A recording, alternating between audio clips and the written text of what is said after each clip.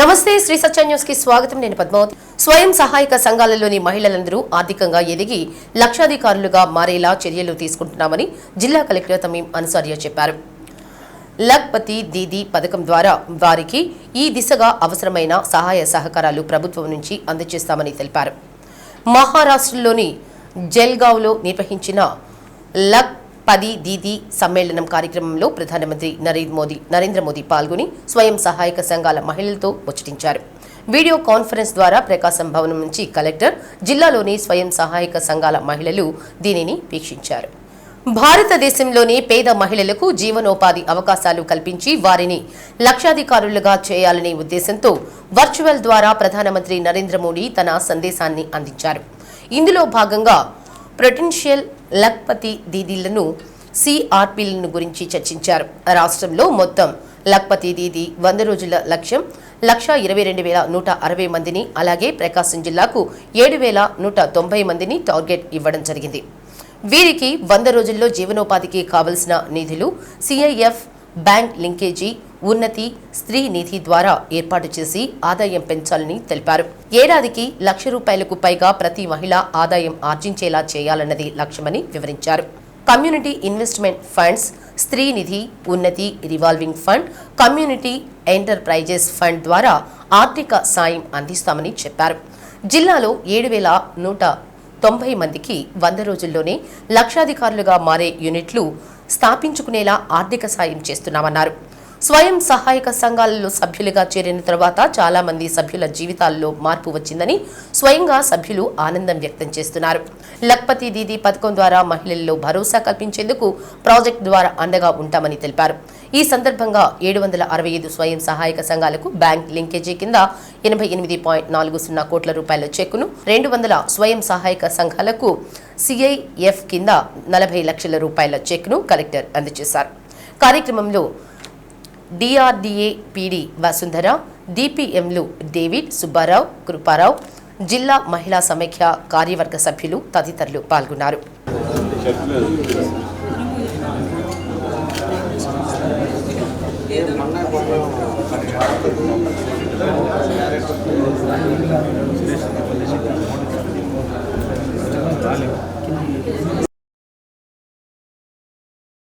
స్వయం సహాయక సంఘాల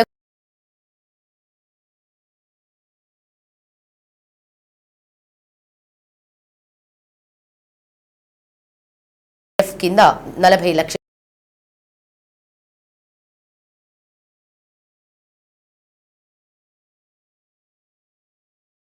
డిఆర్డీఏ పీడీపీఎంలు డేవిడ్, సుబ్బారావు, కృపారావు, కార్యవర్గ సభ్యులు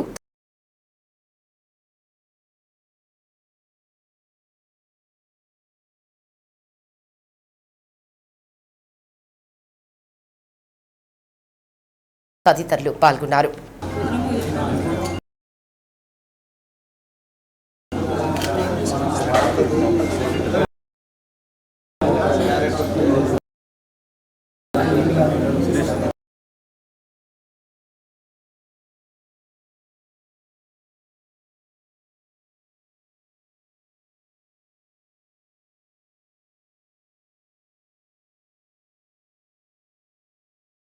కింద 40 లక్షల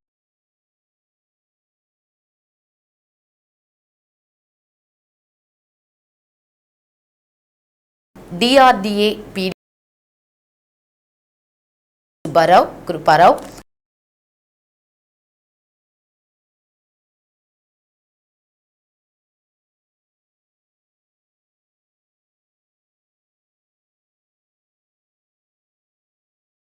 తదితరులు పాల్గొన్నారు. ఇప్పటి వరకు లఖ్పతి దీదీలో మాకు 1,07,000 మందిని ఎంపిక చేయడం జరిగింది. గతంలో బ్యాంక్ లింకేజ్ ద్వారా అయితేనే, శ్రీనిధి ద్వారా అయితేనే, ప్రతి సిఏఎఫ్ ద్వారా అయితేనే ఇంకా మహిళలందరినీ అభివృద్ధి బాటలో నడిపించాలని మేము కోరుకుంటూ ఇట్లాంటి లఖ్పతి దీదీలో ఎంతమంది మహిళలకి మేము భరోసాగా నిలబడుతూ అందరికీ ఆర్థికంగా అవకాశం కల్పించాలని మా ప్రాజెక్ట్ ద్వారాగా మేము కోరుకుంటున్నాం. నగరంలో నిర్వహిస్తున్న స్పా సెంటర్లపై పోలీసులు దాడులు చేశారు.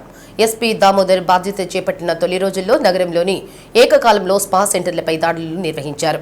ప్రస్తుతం ఇంకా కొన్ని స్పా సెంటర్లలో అసాంఘిక కార్యక్రమాలు నిర్వహిస్తున్నారన్న సమాచారంతో మరోసారి దాడులు నిర్వహించారు. తాలూకా స్టేషన్ పరిధిలో 9 స్పా సెంటర్లు నిర్వహిస్తున్నట్లు తమ దృష్టికి వచ్చిందని ఎస్పీ ఆదేశాలతో వాటి నిర్వహణపై తనిఖీలు నిర్వహించడం జరుగుతుందని సిఐ అజయ్ కుమార్ తెలిపారు. తనిఖీల్లో ఎక్కడ అసాంఘిక కార్యక్రమాలు జరుగుతున్నట్లు తమ దృష్టికి రాలేదన్నారు. నిరంతరం నిఘా పెట్టి ఉంటామని ఎక్కడైనా ఎలాంటి అసాంఘిక కార్యక్రమాలు జరిగినా అలాంటి వారి పట్ల కఠినంగా వ్యవహరిస్తామని తెలిపారు. ఎస్పీ గారి ఆదేశాల మేరకు ఒంగోలులో చట్ట వ్యతిరేక కార్యకలాపాలను నిరోధించాలనే లక్ష్యంతో ఈరోజు ఒంగోలు తాలూకా పరిధిలోని అన్ని స్పా సెంటర్ల మీద దాడులు చేయడం జరిగింది. అలాగే అక్కడ ఉన్న వాళ్ళని పరిశీలించడం అవన్నీ జరిగినాయి. ఎక్కడా కూడా ఇల్లీగల్ యాక్టివిటీస్ ఏం జరగడం లేదు, అంతా నార్మల్గా ఉంది. ఒంగోలులో స్పా నిర్వాహకులకు మేము హెచ్చరికలు జారీ చేస్తున్నాం. ఇక్కడ ఎలాంటి ఇల్లీగల్ వ్యవహారాలు నడిపినా కానీ వారిపై చట్టపరంగా కఠిన చర్యలు తీసుకుంటామని తెలియజేస్తున్నాం. ఏం లేవు. ఇప్పుడు ఈరోజు దాడుల్లో అయితే మాకు ఎలాంటి ఇల్లీగల్ యాక్టివిటీస్ కనపడలేదు. మాకు ఒంగోలు తాలూకా పరిధిలో 9 స్పాల దాకా ఉన్నాయని మాకున్న సమాచారం. వాటన్నిటి మీద దాడులు నిర్వహించి క్లోజ్ వాచ్ పెడతాము. ఎక్కడైనా ఎప్పుడైనా ఇల్లీగల్ యాక్టివిటీస్ ఉంటే వాటిపై కఠినంగా చట్టపరంగా చర్యలు తీసుకుంటాం. కృష్ణాష్టమి పర్వదినం పబ్లిక్ సెలవు అయినందున ఈ నెల 26వ తేదీ సోమవారం మీకోసం కార్యక్రమం ఉండదని జిల్లా గ్రీవెన్స్ విభాగ సూపరింటెండెంట్ టి నాగజ్యోతి తెలిపారు.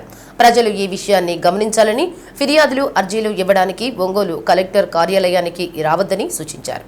బ్రహ్మాండంలో చెడుని పారద్రోలి ధర్మాన్ని ఉద్ధరించడానికి శ్రీ మహావిష్ణువు ఎత్తిన దశావతారాలలో 8వ అవతారం శ్రీకృష్ణావతారం అని ఎంపీ మాగుంట శ్రీనివాసరెడ్డి తెలిపారు. ద్వాపర యుగంలో శ్రావణ మాసం కృష్ణపక్షం అష్టమి రోజున కంసుని చెరసాలలో దేవకి వసుదేవులకు శ్రీకృష్ణ భగవానుడు జన్మించారన్నారు. ఆ రోజునే శ్రీకృష్ణ జన్మాష్టమిగా, కృష్ణ జయంతిగా, గోకులాష్టమిగా దేశ ప్రజలు జరుపుకుంటారన్నారు.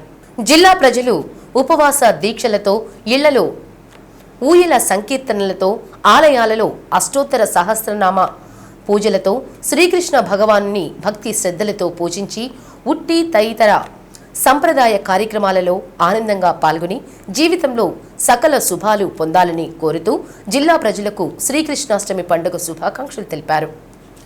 ఏఐటీయూసీ జాతీయ కమిటీ సమావేశాలు సెప్టెంబర్ 1, 2, 3 తేదీల్లో విశాఖపట్నంలోని స్టీల్ ప్లాంట్ వద్ద ఉన్న గురజాడ కళాక్షేత్రంలో నిర్వహిస్తున్నట్లు ఏఐటీయూసీ రాష్ట్ర ప్రధాన కార్యదర్శి ఇరావుల రవీంద్రనాథ్ తెలిపారు. ఒంగోలు మల్లయ్య లింగం భవన్లో సమావేశాలకు సంబంధించిన వివరాలు వెల్లడించారు. 3 రోజుల పాటు జరిగే జాతీయ కమిటీ సమావేశాలకు 29 రాష్ట్రాల నుండి 450 మంది కార్మిక ప్రతినిధులు పాల్గొంటారని తెలిపారు. 3వ తేదీ మధ్యాహ్నం 3 గంటల నుండి భారీ ఎత్తున ప్రదర్శనతో పాటు విశాఖ మున్సిపల్ కార్పొరేషన్ గ్రౌండ్లో బహిరంగ సభ నిర్వహిస్తున్నట్లు చెప్పారు. కేంద్ర ప్రభుత్వం 42 కార్మిక చట్టాలను రద్దు చేసి 4 లేబర్ కోడ్లు తెచ్చి దేశ సంపదను కార్పొరేటర్ల వ్యవస్థకు కట్టబెట్టేందుకు వ్యవహరిస్తున్న చర్యల పట్ల కార్మిక కర్షక వర్గం తీవ్ర స్థాయిలో ఉద్యమాలు నిర్వహించబోతోందని తెలిపారు. రానున్న రోజుల్లో కేంద్ర ప్రభుత్వంపై కార్మికులు, రైతులు ఐక్య పోరాటాలు నిర్వహిస్తున్నట్లు పేర్కొన్నారు. సమావేశంలో ఏఐటీయూసీ జిల్లా అధ్యక్ష కార్యదర్శులు పివిఆర్ చౌదరి, కొత్తకోట వెంకటేశ్వర్లు, సిహెచ్ వెంకటేశ్వర్లు పాల్గొన్నారు.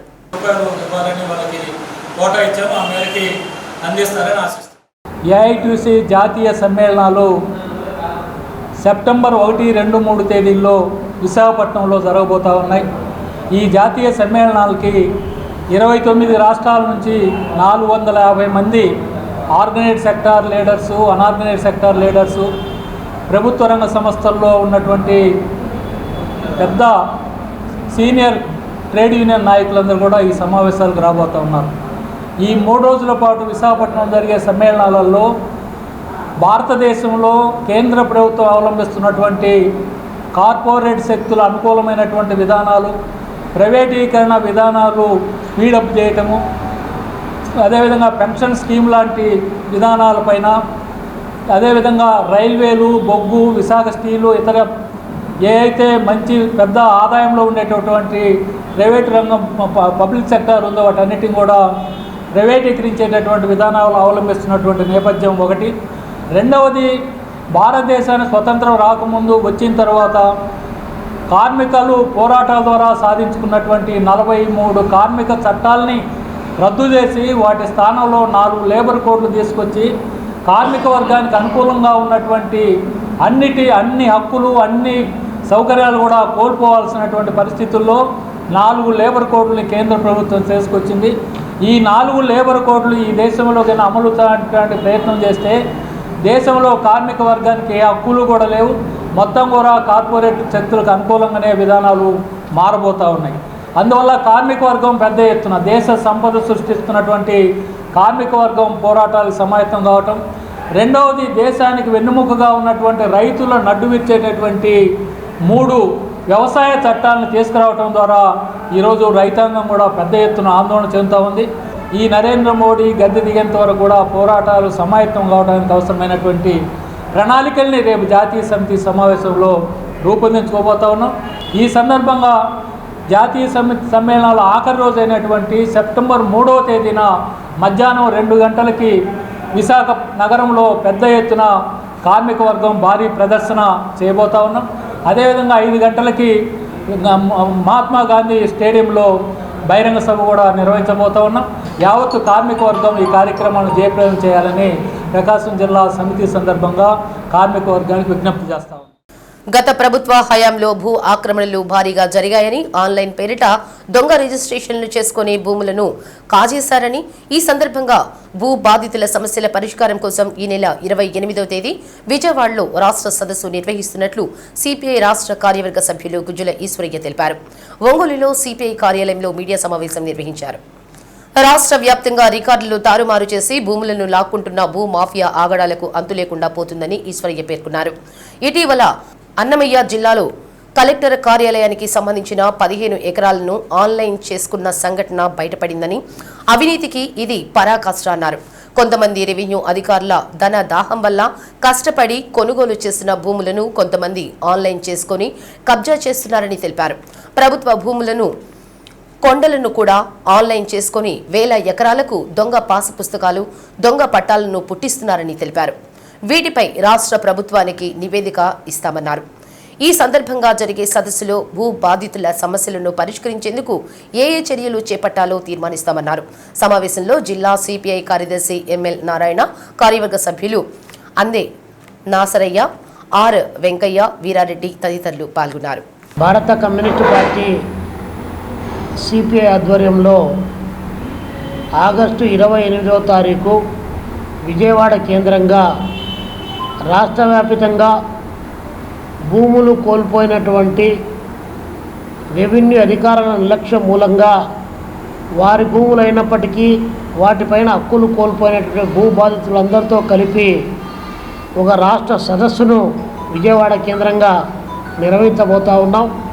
కేవలం రెవెన్యూ భూ బాధితులే కాకుండా రాజకీయాల్లో ఉన్నటువంటి అధికారంలో ఉన్నటువంటి అధికార పార్టీ కానీ లేదా ప్రతిపక్షంలో ఉన్నటువంటి ప్రతిపక్ష పార్టీలు కానీ రాజకీయ ముసుగులో, పెద్ద మనుషుల ముసుగులో భూ కబ్జాలకు పాల్పడి భార్య భర్త మధ్య తగులు, అన్నదమ్ముల మధ్య గలాటలు, భూముల్లో ఉన్నటువంటి ఆన్లైన్లో జరిగినటువంటి చిన్న చిన్న పొరపాట్లు, వాటన్నిటిని బేస్ చేసుకొని వందల ఎకరాలు నిజమైనటువంటి భూ యజమానులకు చెందినటువంటి వాటిని అక్రమంగా, బలవంతంగా గూండాయిజం చేసి ఆ భూములను ఆన్లైన్ చేయించుకున్నటువంటి దుర్మార్గులు ఈ రాష్ట్రంలో అటు చిత్తూరు జిల్లా మొదలుకొని అన్నమయ్య జిల్లా, మదనపల్లి మొదలుకొని రాష్ట్ర వ్యాప్తంగా విజయనగరం జిల్లా వరకు 26 జిల్లాల్లో కూడా పెద్ద ఎత్తున ఈ భూ కబ్జాలకు పాల్పడేటువంటి విషయం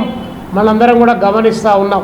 22A ఎప్పుడైతే దానికి సంబంధించినటువంటిది ఉందో దాన్ని బేస్ చేసుకొని నిజమైనటువంటి ఎస్సీలకు చెందాల్సిన భూములు, ఎస్టీలకు చెందాల్సిన భూములు, అదేవిధంగా అసైన్డ్ భూములు, దేవాదాయ భూములు, చుక్కల భూములు రెక్కలొచ్చి పెద్ద ఎత్తున భూ కబ్జాలకు పాల్పడి రైతాంగ భూములు కూడా ఆక్రమించుకున్నారు. లోకేష్ బాబు గారేమో ఆయన ఒకటి ఏ ఊర్లో చూసినా పెద్ద బోర్డు వేసుకొని ఉన్నాడు.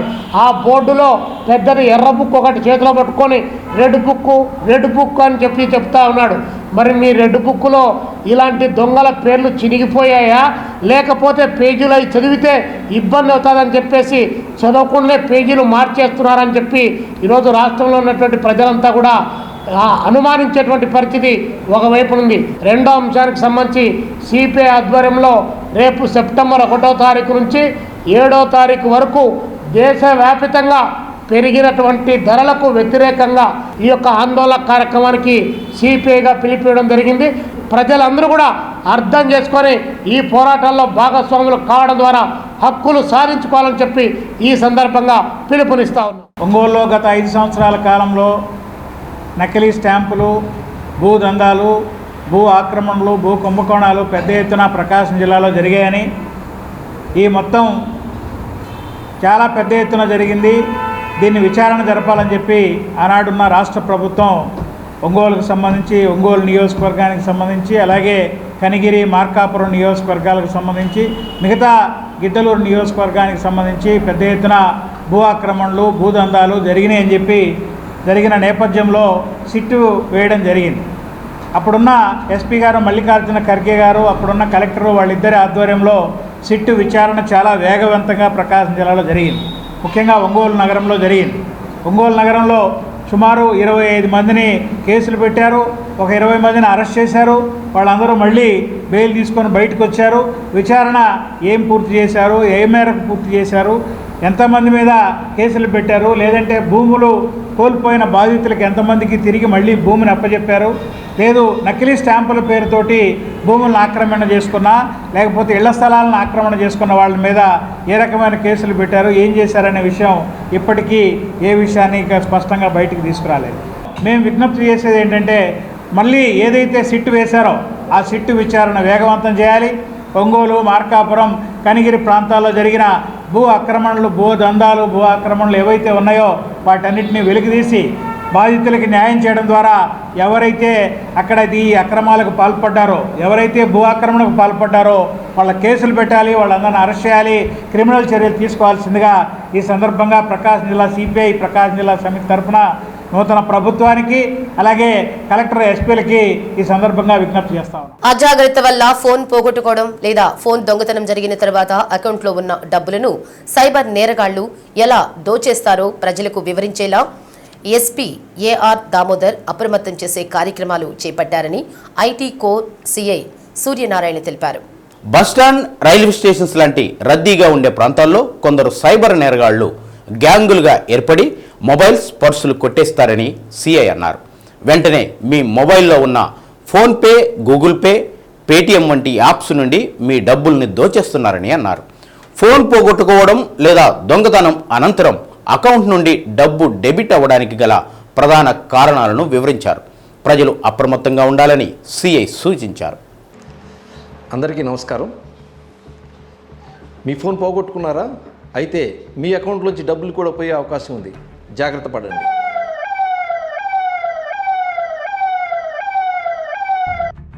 బస్టాండు, రైల్వే స్టేషన్ లాంటి రద్దీ ప్రదేశాల్లో మీరు ఫోన్ పోగొట్టుకున్నా, లేదంటే మీ ఫోన్ ఎక్కడన్నా పెట్టి మర్చిపోయినా అది నేరగాళ్ల చేతిలో పడుతుంది. తద్వారా మీ ఫోన్లో ఉండే ఫోన్పే, గూగుల్ పే, పేటీఎం లాంటి యాప్ల నుంచి మీ డబ్బుల్ని దోచేసే అవకాశం ఉంది. కాబట్టి జాగ్రత్త వహించండి. ఈ విధంగా డబ్బులు పోగొట్టుకోవడానికి ముఖ్యమైన కారణాలు: మీ ఫోన్కి ఏ విధమైన పాస్వర్డ్ లేకపోవటం, ఒకవేళ పాస్వర్డ్ ఉన్నా అది చాలా తేలికైన పాస్వర్డ్ ఉండటం, అదే మీ యాపుల్లో యూపీఐలో డబ్బులు పంపించడానికి మీరు పెట్టుకున్న పాస్వర్డ్ చాలా తేలికది పెట్టుకోవడం, అంటే 1 2 3 4 5 లాంటివి, లేదంటే మీ ఫోన్ నెంబర్నే ఆ యొక్క పాస్వర్డ్గా పెట్టుకోవటం. అలాగే యూపీఐ పిన్ మర్చిపోతామని చెప్పేసి ఫోన్లో సేవ్ చేసి పెట్టుకోవటం. అదేవిధంగా యూపీఐ పిన్ని మార్చడానికి మనకు అవసరమైనటువంటి ఏటీఎం కార్డు కానీ, డెబిట్ కార్డు కానీ, క్రెడిట్ కార్డు కానీ ఫోటో తీసి ఫోన్లోనే సేవ్ చేసి పెట్టుకోవటం. అంతేకాకుండా ఏటీఎం పిన్ని లేదంటే మీ యొక్క డెబిట్ కార్డుని కానీ, క్రెడిట్ కార్డుని కానీ ఫోన్ పోచ్లో పెట్టుకొని ఉండటం. ఇలాంటి తప్పులు చేయటం వల్ల సైబర్ నేరగాళ్ళు మీ యొక్క ఫోన్ల ద్వారా మీ యొక్క అకౌంట్లోంచి డబ్బుల్ని ఈజీగా కొట్టేయగలుగుతున్నారు. ఒకవేళ ఫోన్ పోగొట్టుకున్న మీ అకౌంట్లోంచి డబ్బులు పోకుండా ఉండాలంటే ఏం చేయాలి? మొదటగా మీ యొక్క ఫోన్కి కానీ, యూపీఐ పిన్ కానీ చాలా స్ట్రాంగ్ పాస్వర్డ్ పెట్టుకోవాలి. యూపీఐ పిన్ని, తర్వాత ఏటీఎం కార్డ్స్ని మీ యొక్క ఫొటోస్ తీసి ఫోన్లో పెట్టుకోకూడదు. అదేవిధంగా యూపీఐ పిన్ని మన మొబైల్లో కాంటాక్ట్స్లో కానీ ఇంకెక్కడైనా కూడా సేవ్ చేసి పెట్టకూడదు.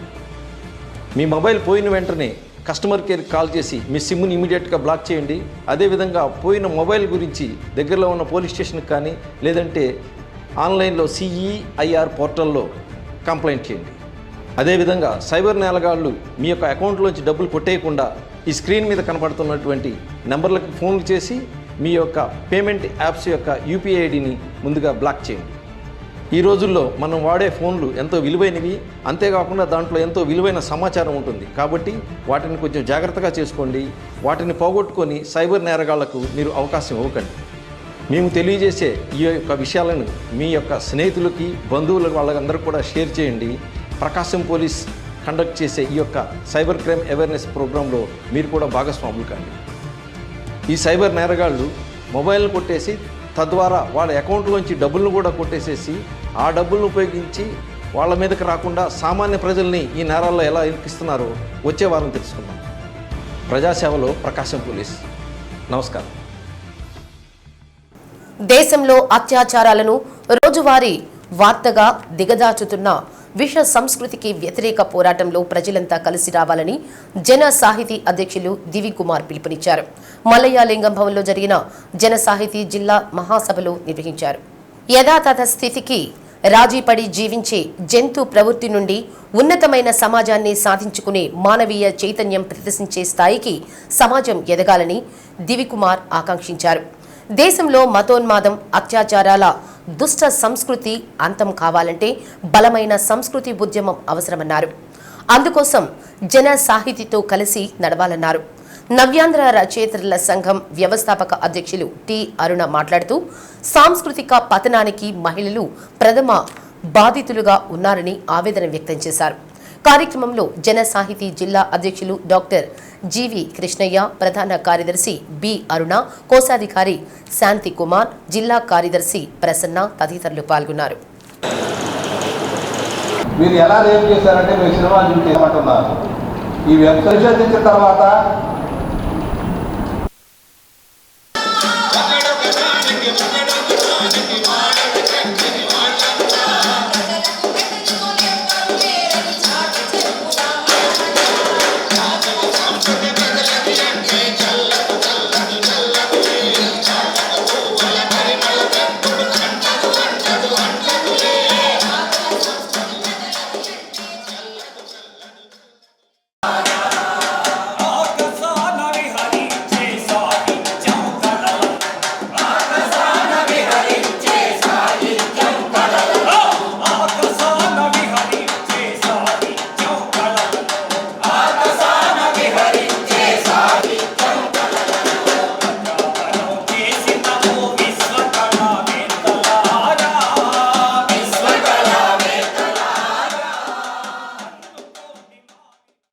ఈరోజు సమాజంలో అనేక రకాల దుర్మార్గపు సంస్కృతులు కొనసాగుతున్నాయి. ఈ మధ్య కాలంలో మనం చూసినటువంటి సంఘటనలే మహిళలపై జరుగుతున్నటువంటి దాడులు కానివ్వండి, అలాగే అత్యాచారాలు కానివ్వండి. ఈ మధ్య కాలంలో ఒక మహిళా డాక్టర్ల మీద అత్యంత పాశవికంగా దుర్మార్గంగా చేసినటువంటి సామూహిక మానభంగం దేశవ్యాప్తంగా అట్టుడినటువంటి ప్రజలకి కనీసం సమాధానం కూడా చెప్పలేనటువంటి పరిస్థితి. ఒక ముఖ్యమంత్రిగా ఉన్నటువంటి రాష్ట్రంలో ఒక మహిళపై ఎంత దారుణం జరిగితే పండు పండింది, రాలిపోయింది, దాని గురించి చర్చించుతూ నష్టపరిహారం కోసమే కదా ఉద్యమాలు, మేము ఇష్టం 10 లక్షలు విరమించుకునే ఉద్యమాలు వంటి పురాణ ఇతిహాసాల నుంచి మహిళలపై ఇలాంటి దాడులు జరుగుతూనే ఉన్నాయి. అలాగే ఒక ప్రత్యామ్నాయంగా ఏ సంస్కృతి లేనటువంటి పరిస్థితుల్లో వినిమయ సంస్కృతి రాజ్యం వెళుతుంది. సమాజంలో ఉన్నతంగా జీవించడం, సౌకర్యవంతంగా జీవించడం, విలాసవంతంగా జీవించడం, అందరికంటే గొప్పగా జీవించడం మాత్రమే గొప్పగా ఉన్నటువంటి ఒక వినిమయ సంస్కృతి కొనసాగుతున్నటువంటి సమాజాన్ని మనం చూస్తున్నాం.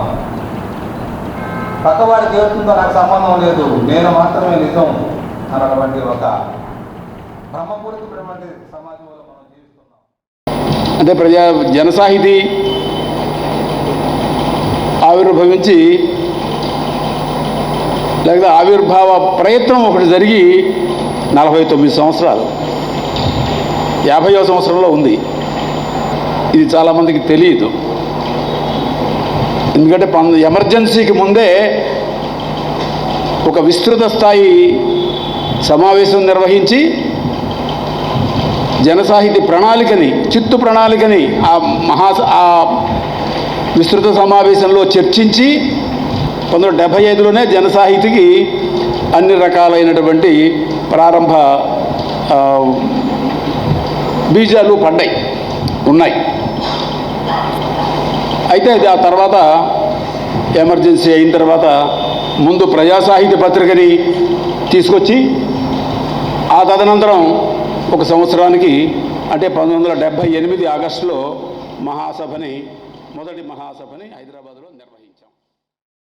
భారతదేశానికి స్వాతంత్ర్యం వచ్చి 78 సంవత్సరాలు పూర్తవుతున్న సందర్భంగా సామాజిక సేవయే వృత్తిగా నిర్వహిస్తున్న రజకులపై ప్రతినిత్యం రాష్ట్రంలో ఏదో ఒక చోట దాడులు, అత్యాచారం, హత్యలు, అక్రమ కేసులు, గ్రామ సాంఘిక బహిష్కరణలు గురవుతున్న రజకులకు నేటికి రక్షణ లేకుండా పోయిందని ఏపీ రాజకీయాల సంఘం ప్రధాన కార్యదర్శి మన్నూరు భాస్కరయ్య అన్నారు. ఒంగోలు ప్రజా సంఘాల కార్యాలయంలో టంగుటూరి రాము అధ్యక్షతన వృత్తిదారులు, అపార్ట్మెంట్ వాచ్మెన్లకు శిక్షణా తరగతులు నిర్వహించారు. గత ప్రభుత్వంలో 56 కార్పొరేషన్లు పెట్టినా అభివృద్ధికి నోచుకోలేదని భాస్కరయ్య అన్నారు. ఆనాటి ప్రతిపక్షం తెలుగుదేశం పార్టీ ఎన్నికల మేనిఫెస్టోలో ప్రకటించిన రజకులకు సామాజిక రక్షణ చట్టం ఏర్పాటు చేస్తామన్నారు. 50 సంవత్సరాలు నిండిన ప్రతి రజక కుటుంబానికి పెన్షన్ మంజూరు చేస్తామని, ఆదరణ పథకం పునరుద్ధరించి సహకరిస్తామన్నారన్నారు. కార్పొరేషన్ విధి విధానాలు రూపొందించి స్కిల్ డెవలప్మెంట్ కింద ఉపాధి కల్పిస్తామని, ప్రతి రజక కుటుంబానికి 200 యూనిట్లు ఉచిత కరెంట్ ఇస్తామని చెప్పారన్నారు. శిక్షణా తరగతుల్లో జిల్లా ఉపాధ్యక్షులు CH Koteswaraiah, Avulamanda Ramanamma, doctor Krishnaiah, Chityala Kondaiah, apartment watchman committee convener CH Srinivasulu, Polaiah, Mallikarjuna, Kasunuru Srinivasulu పాల్గొన్నారు. తెలుగుదేశం కూటమి ప్రభుత్వాన్ని మేము అడిగే ప్రశ్న, కోరేది ఏమిటంటే విన్నపం ఈ ప్రభుత్వానికి 56 కార్పొరేషన్లకి వృత్తుల్లో ఉన్నటువంటి 139 కులాలకి చెప్పినటువంటి 56 కార్పొరేషన్లు 56 మంది చైర్మన్లు, 729 మంది డైరెక్టర్లు వాళ్ళ రాజకీయ ప్రచారం, రాజకీయ నిరుద్యోగ సమస్యను పరిష్కరించుకోవడం కోసం వాళ్ళ పార్టీ ప్రచార కార్యకర్తలుగా మిగిలిపోయారు తప్పక రజకులకు కానీ బీసీలకు కానీ వృత్తిదారులకు చేసింది సున్నా. అందుకే ఆ ప్రభుత్వానికి సరైన గుణపాఠం చెప్పి తెలుగుదేశం కూటమి గవర్నమెంటు మేలు చేస్తుందని నమ్మాము. తెలుగుదేశం గవర్నమెంటు ఈరోజు అధికారంలోకి వచ్చింది. కూటమి గవర్నమెంట్ మేనిఫెస్టోలో చెప్పినటువంటి మాటల్ని మా వృత్తిదారులు నమ్మారు. ఏంటి ఈరోజు బీసీల్లో ఉన్నటువంటి ఏ అయితే వృత్తులు ఉన్నాయో ఆ వృత్తుల్లో బీసీల్లో అనగారినటువంటి కులాలు, చిన్న కులాలు, సేవాభావంతో ఉన్నటువంటి సేవా వృత్తిలో ఉన్నటువంటి కులాలకి రక్షణ కల్పిస్తాం. 200 యూనిట్లు ఉచిత విద్యుత్ ఇస్తాము. ఉచిత విద్యుత్ ఇచ్చి మేము కాపాడుతాము. అదేవిధంగా ఈరోజు 50 సంవత్సరాలకే వృత్తిదారులకు పెన్షన్లు ఇస్తాము. అట్నే ఈరోజు ఆదరణ పథకం 2 తీసుకొచ్చి ఖచ్చితంగా వృత్తిదారులకి అధునాతనమైనటువంటి యంత్రాలతో పనిముట్లు అందజేసేదానికి ప్రయత్నం చేస్తామని చెప్పింది.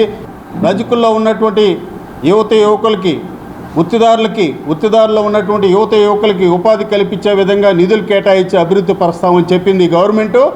ఆ విధంగా చెప్పినటువంటి మాటని నెరవేర్చుకునే దానికోసం ఈ గవర్నమెంట్ ముందుకు పోవాలని, సమాజంలో వివక్షత, దాడులు కొనసాగుతున్నాయి. వీటిని అరికట్టే దానికోసం ఈ ప్రభుత్వం వెంటనే అట్రాసిటీ చట్టాన్ని ఈ ప్రభుత్వం చెప్పిన మాటని నెరవేర్చేదానికి సిద్ధంగా ఉండమని చెప్పి ఈ ప్రభుత్వాన్ని విజ్ఞప్తి చేస్తూ, రానున్న రోజుల్లో మా సమస్యలు పరిష్కరించకపోతే మేము సాకలైలమ్మ, సత్యనపల్లి రామకృష్ణ యొక్క మార్గాన్ని తీసుకోవడానికి సిద్ధంగా ఉంటామని చెప్పి ఈ సందర్భంగా తెలిసి తెలియక ఆవేశంలో చేసే పనులు నేర ప్రవృత్తి మనస్తత్వాన్ని పెంచుతాయని, వాటిని అదుపు చేసుకుంటూ చెడు నడత వీడి సత్ప్రవర్తన కలిగి ఉండి భవిష్యత్తును తీర్చిదిద్దుకోవాలని సింగరాయకొండ సిఐ చావా హజరతయ్య హితవు పలికారు. పోలీస్ స్టేషన్ పరిధిలో నమోదైన చెడు నడత గల వారికి సిఐ అవగాహన కల్పించారు. ముందుగా స్టేషన్ పరిధిలో నమోదైన వారితో ఎస్ఐ బి మహేంద్ర సమావేశం నిర్వహించారు. చెడు నడత గల వారు ఒక్కొక్కరితో సిఐ మాట్లాడారు.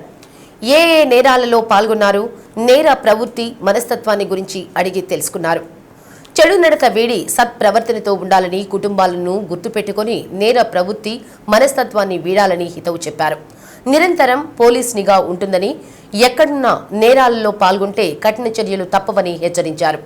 చెడు నడవడిక గల వారికి అవగాహన కల్పిస్తూ అవగాహన లేక క్షణికావేశంలో చేసిన తప్పుకు జీవితాంతం మూల్యం చెల్లించాల్సి వస్తుందని ప్రతి ఒక్కరూ గుర్తుంచుకోవాలని ఎస్ఐ బి మహేంద్ర అన్నారు. సమావేశంలో స్టేషన్ సిబ్బంది పాల్గొన్నారు.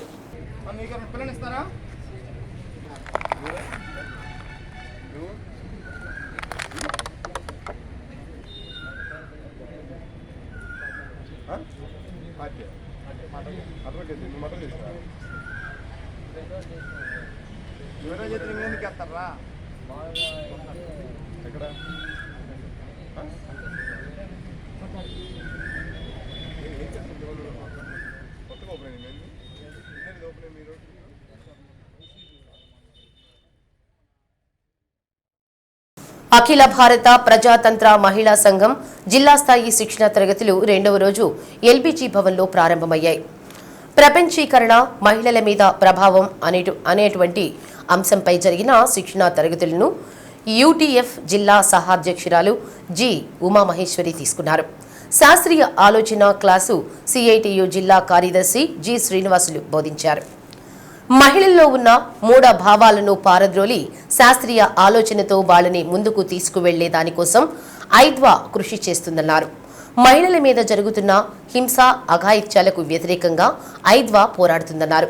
అందులో భాగంగానే జిల్లా నాయకత్వానికి శిక్షణా తరగతులు ఏర్పాటు చేయడం జరిగిందని తెలిపారు. కార్యక్రమంలో ఐద్వా జిల్లా కార్యదర్శి కంకణాల రమాదేవి, జిల్లా అధ్యక్షురాలు ఎస్డి షర్మిల, నాయకులు G Adilakshmi, Malathi, SK Madaramma, SK Nagur, U Rajyalakshmi, K Lakshmi Prasanna, K Rajeshwari పాల్గొన్నారు. ఏదైతే మహిళల్లో ఉన్నటువంటి మూఢభావాలకు వ్యతిరేకంగా, సమాజంలో ఉన్న మూఢభావాలకు వ్యతిరేకంగా మహిళల్లో శాస్త్రీయ ఆలోచన పెంపొందించడం కోసం ఈ క్లాసుల్ని మేము నిర్వహిస్తూ ఉంటాం. దాంతోపాటుగా ఈరోజు సమాజంలో భాగంగా ఉన్నటువంటి మహిళల మీద మనం రోజు చూస్తూ ఉంటే అనేక అకృత్యాలు, అఘాయిత్యాలు జరుగుతూ ఉన్నాయి.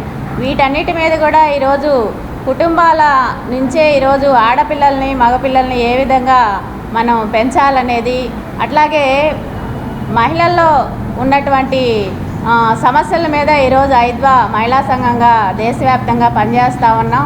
మహిళలకు ఏదైనా సమస్య వచ్చిందంటే మేమున్నామంటూ అండగా నిలుస్తున్నటువంటి ఐద్వా మహిళా సంఘంగా మా కార్యకర్తలకు శిక్షణా శిబిరాలను ఏర్పాటు చేసి వాళ్ళు గ్రామ స్థాయిలో వెళ్ళి మహిళల్ని చైతన్యపరిచే దానికోసం ఈ శిక్షణా తరగతులు జరుగుతూ ఉన్నాయి. రాబోయే కాలంలో నూతనంగా వచ్చినటువంటి ప్రభుత్వాలు ఏవైతే ఉన్నాయో మహిళలకు ఇచ్చినటువంటి హామీల అమలు కోసం కూడా ఈ క్లాసుల్లో మేము ఈ కర్తవ్యాలను కూడా చర్చించుకొని భవిష్యత్ కార్యాచరణని రూపొందించడం కోసం ఈ క్లాసుల నిర్వహణ జరుగుతూ ఉంది. వీటిని అందరూ కూడా జయప్రదం చేయాలని చెప్పేసి కోరుతాం. అట్లనే మహిళల సమస్యలు, స్థానికంగా ఏం సమస్యలు ఉన్నాయి, అట్లనే డోక్రాలో కూడా ఈరోజు చాలా సమస్యలు ఉన్నాయి.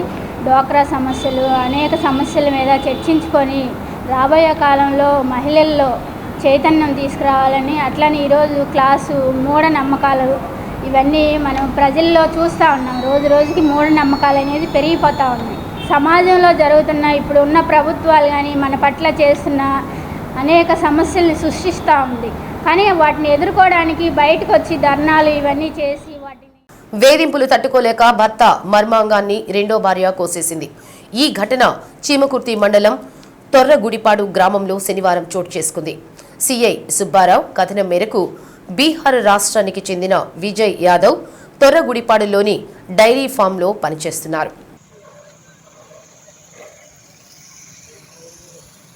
ఆయనకు ఇద్దరు భార్యలు. మొదటి భార్య, పిల్లలు బీహార్లో ఉంటున్నారు. రెండో భార్య సీతాకుమారితో కలిసి విజయ్ యాదవ్ తొర్రగుడిపాడులో ఉంటున్నాడు. సీతాకుమారి 6 నెలల గర్భిణి. ఆమెను తరచూ భర్త వేధిస్తున్నాడు. ఆమె పనిచేసినందుకు వచ్చిన డబ్బులు మొత్తం తీసుకొని ₹1 కూడా ఇవ్వడం లేదు. ప్రశ్నిస్తే కొడుతున్నాడు. పైగా మొదటి భార్యకు డబ్బులు పంపుతున్నాడు. దీంతో కోపం పెంచుకున్న సీతాకుమారి మంచం మీద నిద్రిస్తున్న విజయ్ యాదవ్ మర్మాంగాన్ని చాకుతో కోసేసింది. తర్వాత రక్తం మడుగులో ఉన్న భర్తని చూసి భయపడి విషయాన్ని డైరీ ఫామ్ యజమానికి ఫోన్ ద్వారా తెలిపి పారిపోయింది. సమాచారం అందుకున్న పోలీసులు క్షతగాత్రుని ఒంగోలు రిమ్స్ ఆసుపత్రికి తరలించారు. కేసు నమోదు చేసిన పోలీసులు విచారణ ప్రారంభించారు.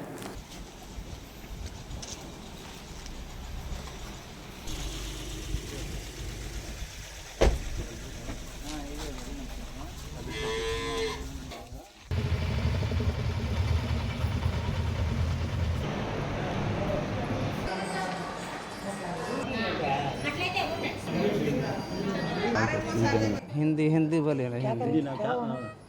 घर में क्या कर रहे हैं वो प्रॉब्लम उसको आपको वाइफ को कोई प्रॉब्लम नहीं है। क्या हुआ?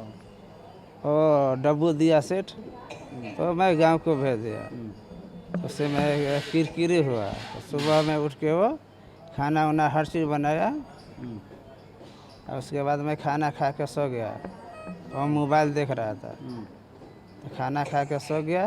उसके बाद हम खाना खाने के सोने के बाद गहरा नींद आ जाता है तो उसके बाद आँख पे वो पट्टी बांध दिया, ये दोनों आँख पे, ये दोनों हाथ पीछे करके बांध दिया, ये घटना कर दिया।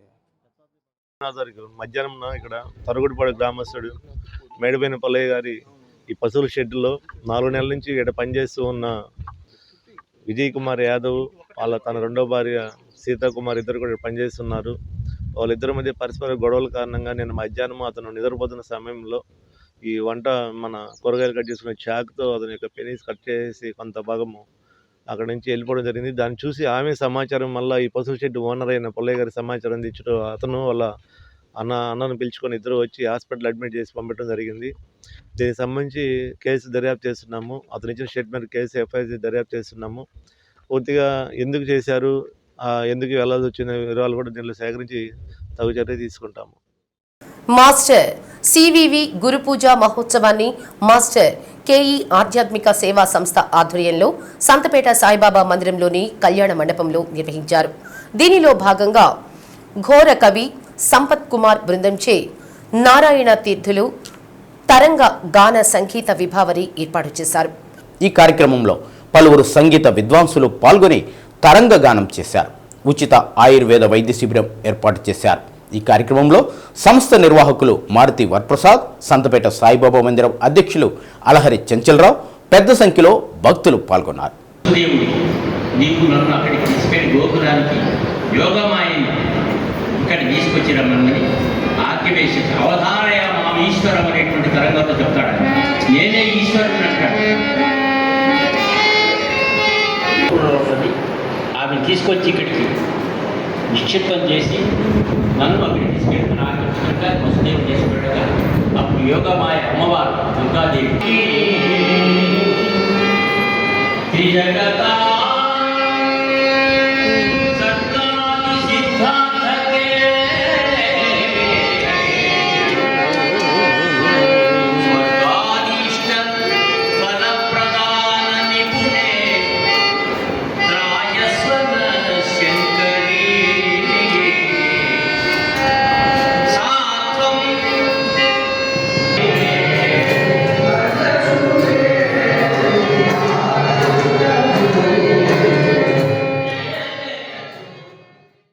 టంగుటూరులోని భాష్యం స్కూల్లో కృష్ణాష్టమి వేడుకలు ఘనంగా జరిగాయి. కృష్ణాష్టమి సందర్భంగా తల్లిదండ్రులు వారి పిల్లల్ని కృష్ణుడు గోపికల వేషాలతో ముస్తాబు చేసి వారిలో కృష్ణుణ్ణి చూసుకుంటూ మురిసిపోయారు. ఈ సందర్భంగా చిన్ని కృష్ణులు ఉట్టి కొట్టడానికి పోటీ పడ్డారు. విద్యార్థులు చిన్ని కృష్ణుని పాటలకు నృత్యాలు చేసి అలరించారు. కార్యక్రమంలో విద్యార్థుల తల్లిదండ్రులు, ప్రిన్సిపల్ ఖాదర్ బాషా, హెచ్ఎం జయలక్ష్మి, ఉపాధ్యాయులు పాల్గొన్నారు.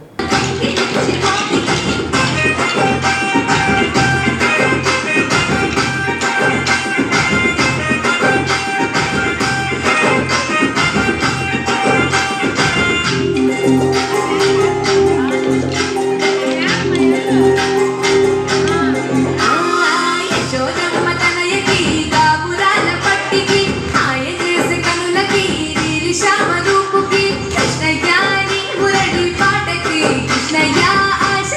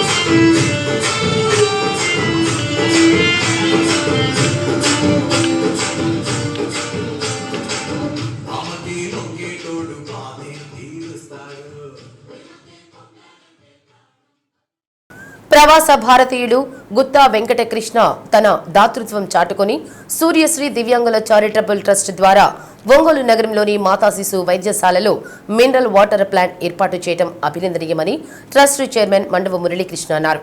నగరంలోని మాతా శిశు వైద్యశాలలో 3 లక్షల రూపాయలతో నిర్మించిన వాటర్ ప్లాంట్ ను ప్రారంభించారు.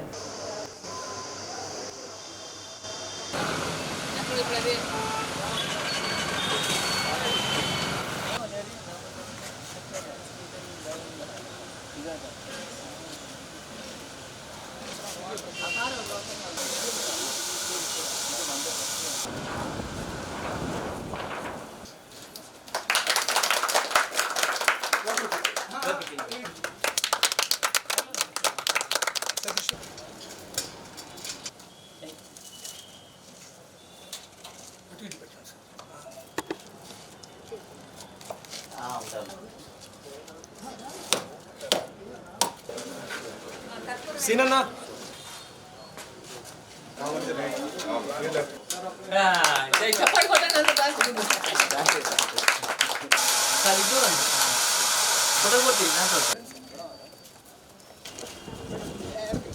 సూర్యశ్రీ దివ్యాంగుల ట్రస్ట్ అనేక సేవా కార్యక్రమాలు చేస్తూ ముందుకు సాగుతుందని, అందులో భాగంగా ప్రవాస భారతీయుడు గుత్తా వెంకటకృష్ణ వారి తల్లిదండ్రులు గుత్తా మోతీలాల్ నెహ్రూ ఆండాళమ్మ పేరుతో నిర్మింపబడిన శుద్ధ జల కేంద్రం ఎంతో ఇక్కడ ఉపయోగపడుతుందని తెలిపారు.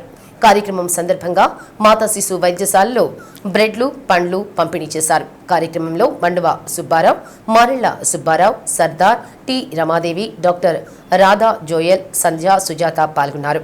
మాతా శిశు వైద్యశాల వైద్యులు, సిబ్బంది దాతలను ఘనంగా సత్కరించారు.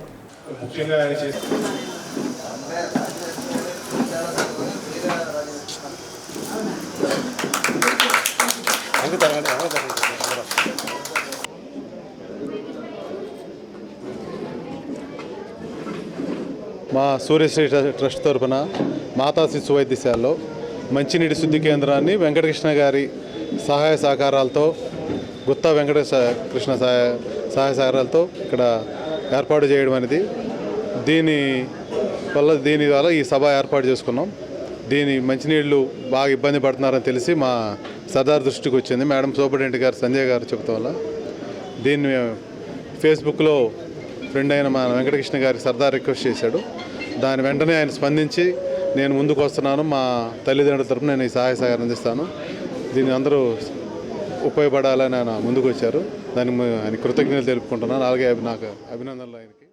మదర్ అండ్ చైల్డ్ హాస్పిటల్లో మంచినీరు సదుపాయం కల్పించడానికి నాకు అవకాశం ఇచ్చిన Suryasri trust team members, especially మన మురళీకృష్ణ గారు కానీ సర్దార్ గారిని నాకు ఈ అవకాశం ఇచ్చినందుకు చాలా థ్యాంక్ యూ. మరి ఈ దినమందు మన హాస్పిటల్కి శ్రీ సూర్య ట్రస్ట్ ద్వారా మరి దాతలు గుత్తా వెంకటకృష్ణ గారు మనకి దయచేసినటువంటి మెగా వాటర్ ప్లాంట్ ఇనాగరేషన్ జరగటం మాకు ఎంతో సంతోషంగా ఉంది. మరి గత కొద్ది నెలలుగా ఇక్కడ పేషెంట్స్ ఎంతో డ్రింకింగ్ వాటర్ లేక ఇబ్బంది పడుతున్నారు. మరి ఇది గమనించిన దాతలు మాకు ఇది డొనేట్ చేసినందుకు మేము ఎంతో ఆనందిస్తాం.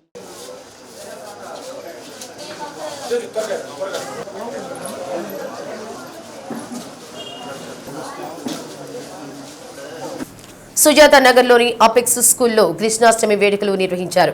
పలువురు విద్యార్థులు చిన్ని కృష్ణుడు రాధికల వేషంలో కనువిందు చేశారు. చిలిపి కృష్ణుని ఆగడాలు, గోపికలతో శ్రీకృష్ణుని అనుబంధం, శ్రీకృష్ణుడి జన్మ రహస్యంపై కరస్పాండెంట్ కె శివకోటిరెడ్డి మాట్లాడారు. పలువురు విద్యార్థులు చిన్ని కృష్ణులు, గోపికల వేషధారణలో దర్శనమిచ్చారు. కృష్ణుడి వేషధారణలో ఉన్న విద్యార్థులచే ఉట్టికొట్టి శ్రీకృష్ణాష్టమి వేడుకలు నిర్వహించారు. విద్యార్థులకు బహుమతులు అందజేశారు.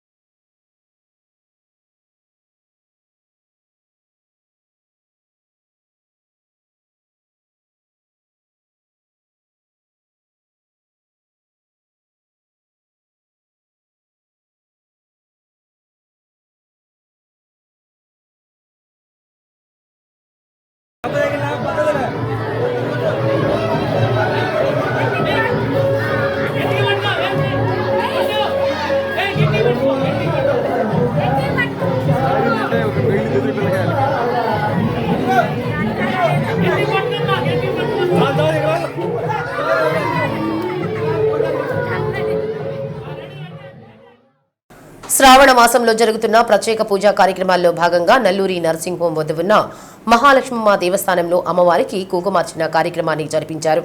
మహిళా భక్తులు పెద్ద సంఖ్యలో సామూహిక కుంకుమార్చన కార్యక్రమంలో పాల్గొన్నారు. అనంతరం అమ్మవారి ఉత్సవమూర్తిని శేష వాహనంలో ఉంచి నగరోత్సవం చేశారు. నగరోత్సవంలో భక్తులు అడుగడుగున హారతులు పట్టారు. అర్చక స్వామి శ్రవణ్ పూజా కార్యక్రమాలను జరిపించారు.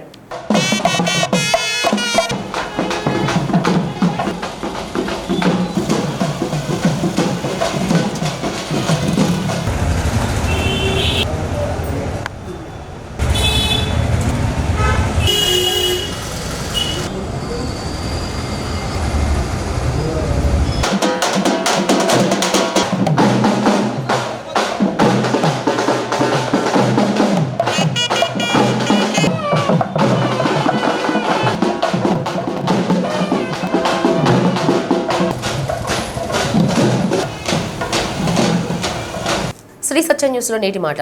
బరువును మోసే దేహం కన్నా ఆలోచనలు మోసే మనసుపైనే ఎక్కువ భారం ఉంటుంది. శ్రీ సత్య న్యూస్ ఇంతటితో సమాప్తం. నిరంతరం చూస్తుండండి శ్రీ సత్య న్యూస్. ఇవి బులెటిన్ విశేషాలు. తిరిగి మరో బులెటిన్ మళ్ళీ కలుద్దాం. అంతవరకు సెలవు. నమస్తే.